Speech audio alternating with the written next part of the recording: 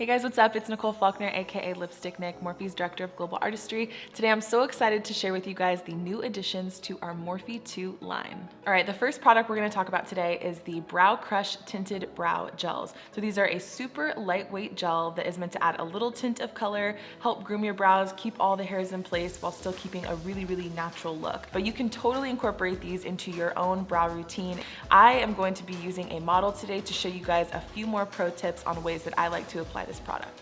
If you want to go for more of a clean, groomed look, you can apply by brushing this in the natural direction of your hair. For a fluffy and full look, apply going against the natural direction of your hair. This is going to allow the hair to defy gravity and create a fuller effect. Here's another fun pro tip. If you want to create a fuller brow look, brush through the brow hair and let it set. Once it's set, brush through it one more time to build up the formula.